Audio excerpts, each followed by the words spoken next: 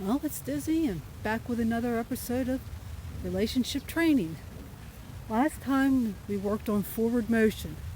Today I'm going to be working on forward motion, but forward motion in both directions. This time I am going to be choosing the direction that Misty goes. Now I've got her tied here so that it's easy for me to get her facing in the direction I want her to start. If at all possible, you want to start your horse from a standstill facing the direction you want him to go. If not, you're going to have to turn him. There's a few different ways you can do that. One way, which does not always work, is if they're racing around like an idiot, is to try to get ahead of them several feet and throw the rope in front of them. And hopefully that'll get them to turn. Or they could just ignore it. That's the case, you're going to have to basically more or less jump in front of them to get them to turn. And once you want them to go in a certain direction, they're not allowed to turn in the other direction. If they try, you have to turn them. And that's, like I said, cannot always be easy because at times you basically have to jump in front of them. Now she's already done a nice present for me, which has been cleaned up. So we're going to get started.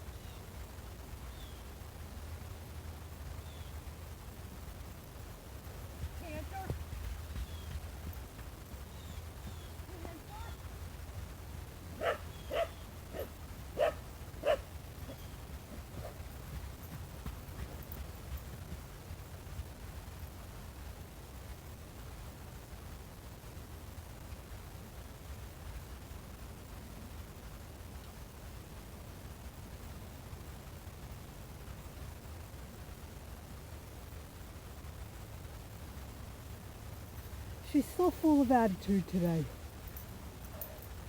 trying to get her to canter only because she wasn't listening to me, and I had to stop.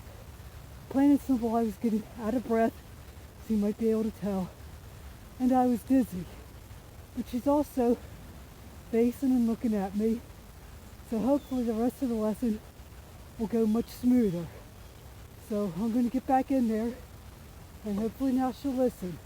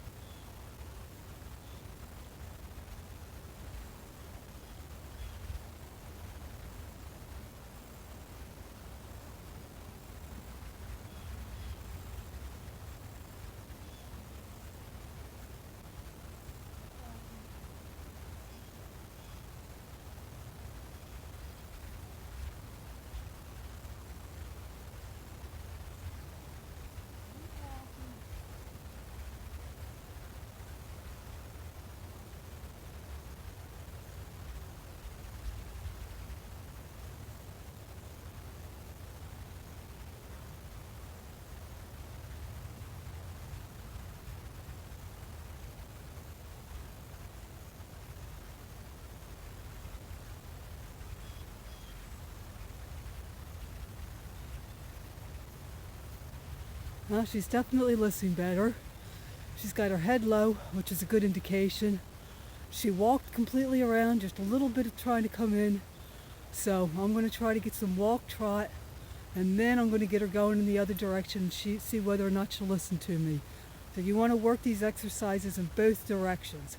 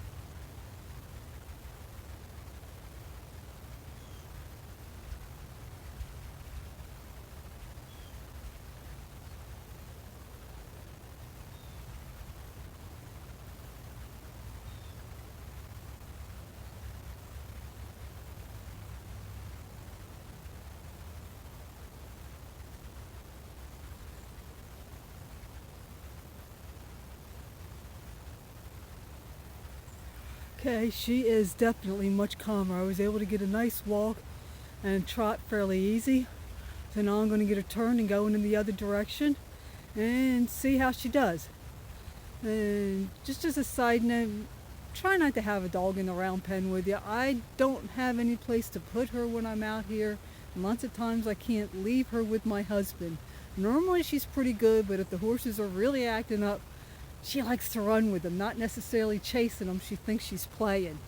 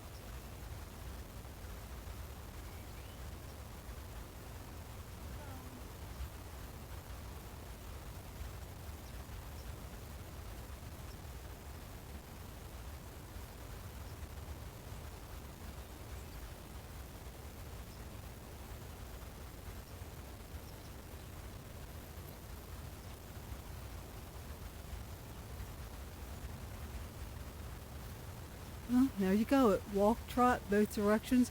Said I'm not adding the canter because that can get me dizzy. Now, for your horse, it might be easier. It might be harder. I can't say. You might get a horse that just wants to run around and act crazy the whole lesson. If that's your problem, you're going to have to know how to stop them, and that's a lesson, another lesson for another day. I put Licorice in the round pen the other day to work with her, and she spent the first 5 minutes after I asked her for a trot cantering around me and acting like a fool. And then when she acted like she was calming down, instead it was to try to charge across the round pen to act like she was going to get me. So basically using the lead rope to keep her off. And she's kind of funny when she does that. She's got her butt kind of facing towards me and acting like she wants to kick, and she might kick out in my direction, but that's about it. And I basically just stood there because just turning around watching her was getting me dizzy. But that's walk, trot, both directions, on the rail, on the outside, whatever you want to call it. So I hope you learned something. If you have any questions, ask in the comments, and have a nice day.